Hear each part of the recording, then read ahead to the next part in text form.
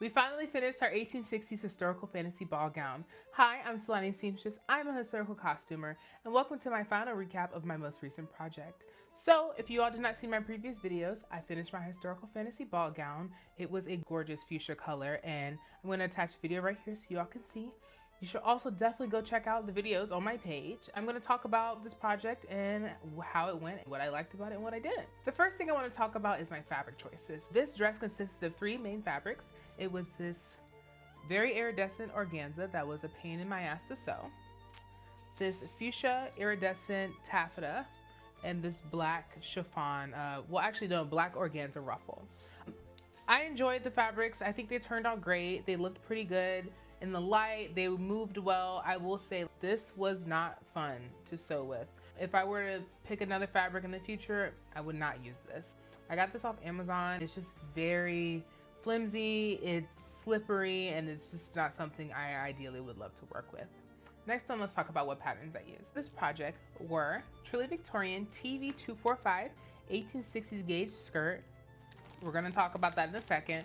And then TV442 1860s ball gown bodice, which I enjoyed. I had no issues and it was a breeze to sew. I mean, the pattern matched up perfectly. I was able to change it out and do flat lining instead of bag lining, and I'm very happy with my product. I also used hook and eyes to close the back, but I used the kind you sew on, so it made it a little bit easier. Pro tip, that's what a friend taught me, and I was like, you're so right, bestie, you're so true. But let's talk about this skirt.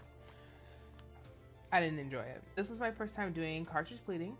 It didn't cartridge and it did not pleat. It was definitely a gather. And I do want to try it on something a little bit easier. I don't think my first time cartridge pleating should have been on a organza and a taffeta layered. Just wasn't great. I give that like a 4 out of 10, honestly. I think I could do better. And I think that was what I was most self-conscious about, was how unwell I did on that part. Overall, I really enjoyed this project. I'm gonna show you a really funny video. So as soon as I finished, I was like, babe, we have to find a cemetery. And my boyfriend, thankfully, as soon as he clocked off work, hopped in the car, we drove to the cemetery. I got ready in the cemetery. It was cold.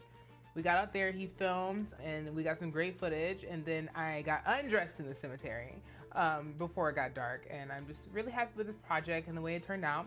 I'm gonna be wearing it next weekend at the Port Townsend Victorian Festival. If you're going there, please make sure you say hey if you see me. Until then, I will see you all in the next video. Bye.